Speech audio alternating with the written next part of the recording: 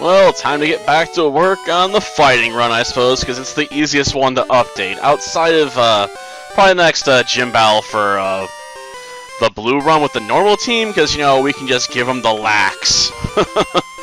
Ah, man. Amnesia Snorlax is not to be screwed with. It's kind of insane. What I caught? I caught one Berserker. That's what I caught. Unfortunately, he doesn't come with a massive sword. That would have really helped. Instead, we gotta rely on our fist. Berserk Brawlers are not the best. What can I say? Well, let's go for a low kick. Sure, it's part flying, so it's gonna, you know, say it's not very effective, but it's also normal. I was just hoping, you know, for a flinch there. But I guess we're not gonna get that lucky. But we only took 2 hits, so I guess I'll look at the bright side there. Now we can just try and, you know, end it with, you know, the Karate Chop of Doom. A Sandshrew, eh? Well, low kick. That way I can hopefully flinch it. Oh, and we critted it. And we got the flinch, oh man. Well, let's finish it off. So I didn't get any sand attacks off, man. Good. I prefer when I don't get sand thrown in my face when I only have 1 Pokemon. Now let's try and take care of this rat. And that just leaves Eevee, because he doesn't have an Abra in, yellow. At least not yet. Well, low kick.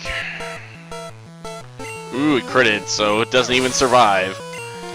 Because I did this fight a couple times, so that was probably the luckiest bout I actually had with him. I'll keep it. I mean, I beat him with some runs where I had way less luck, so, you know, it's a, you know, it can happen thing, but if we had a bit worse luck, you know, like we got hit with like 1 sand attack, we can still potentially win. If we didn't get the luck with the flinch, you know, same thing, you know, on Sandshrew, just, yeah, it's not worth complaining about. I know some don't like it though when they get really good luck in these kinds of games. It's like, you know, it makes it feel like, you know, you sometimes can cheese by, you know, with the really good RNG rolls. I'm a bit more willing to accept it. Though I guess that was a bit of a stumbling of the words there. Like, what am I trying to say, you know? I could have boiled it down to just 1 sentence if I stopped and thought about it for a moment. Well, let's stick with the Karate Chop, I suppose. Okay, drop the Caterpie. Nice. I really don't want to get hit by Tackle Attack, though Poison Sting would be worse, so please kill the Weedle. Yes! Don't have to worry about Weedle. And that means we can now move on to the next trainer. I'm guessing at some point, though, I'm going to have to go back, because I know one guy on here has a Mankey. And I doubt I'm going to be able to Karate Chop, you know, another Mankey to death instantly. And his also knows, I'm pretty sure, Karate Chop, because I'm pretty sure it's level 15.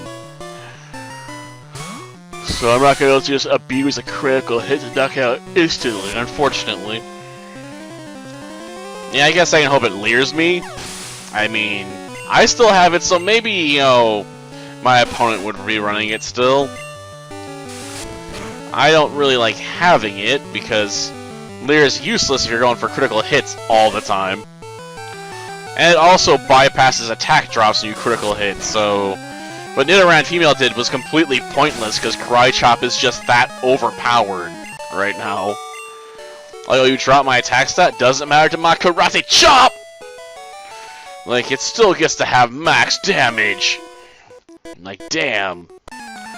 Like, how's that? Because of how critical hits work this gen. It's why powering up is the worst thing you can do with a critical hit happy Pokemon. Because you can have all those buffs and it'll ignore them too. So it ignores both, which I guess evens it out a bit. But still, yeah, it's awful. Especially, you know, when you're trying to clear out the Elite Four and you're running something like Scyther or something, you know, you got all these buffs set up, and all of a sudden just like you get screwed over by a critical hit you weren't expecting. Like, gosh darn, I did not mean to instantly go into a critical hit after doing 3 swords dances, you know, and using Hyper Beam. Like, it's the worst experience when that happens to you. Like, I was finishing up the bug run, that happened on the Rival's Cloister. I delivered a critical hit after I'd powered up. I mean, I already took 1 hit because I decided to go with Wing Attack instead of saving my last Hyper Beam for it, because I figured I'd use that Hyper Beam on Magneton, because, you know, it'd resist the Wing Attack. Really should have brought along an Ether, then I wouldn't have had to even consider that problem, and could have just, you know, powered my way through with 2 Hyper Beam shots. But yeah, that critical hit almost screwed me over right there. Man, I would have been pissed. Thankfully, I survived with just 16 HP left. So I could then come back and finish him off, you know, with 1 more Wing Attack. And that Sand Attack may bonus. I'm not entirely sure. Depends if he's got another Pokemon or not.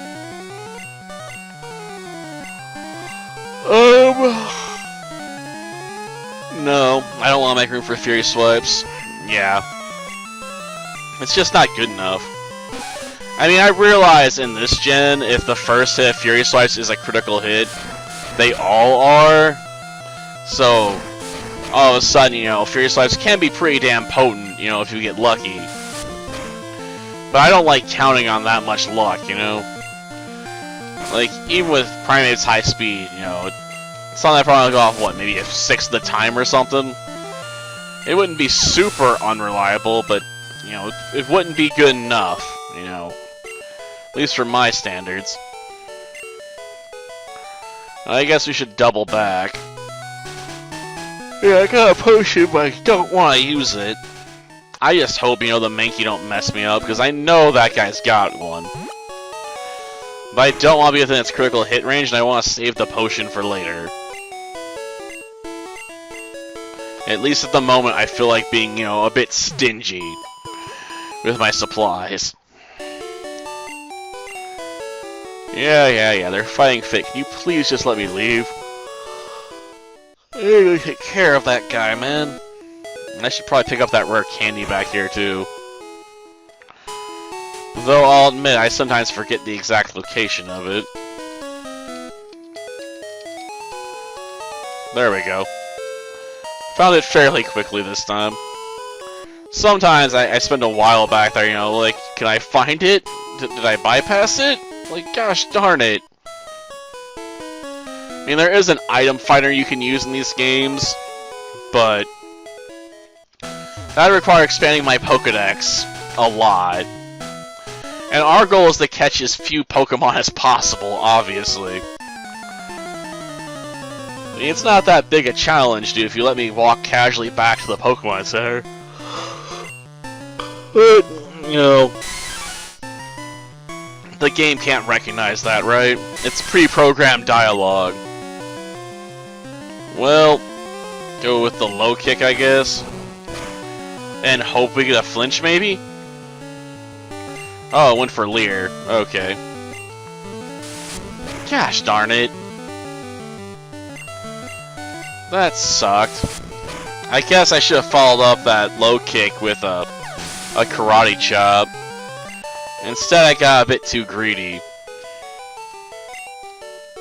It's like, let's use another low kick, but that 90% accuracy came back to bite me in the butt. Okay. Now we gotta deal with the rocket member. Unfortunately, you know, he's kind of annoying with that Ekans. Because if I can't drop it in 1 hit, we're gonna be getting wrapped. And sure, I can outspeed it. So, you know, getting wrapped isn't as bad as it could be. But it's still irritating, you know? Okay, Berserker. Let's, karate chop this thing. And hope for the best, I guess. Okay, good, we could range it. Or it had lower defense than most. Because I'm sure their stats are a bit randomly generated, so sometimes you get lucky. Yeah, that'll take care of the bridge at least. Okay. Man, stop complimenting, man. I'm not that great. Well, that'll do it for this episode. Next time, we'll go conquer the rest of this route. Because, I really need to go visit, Bill. Until then, see ya.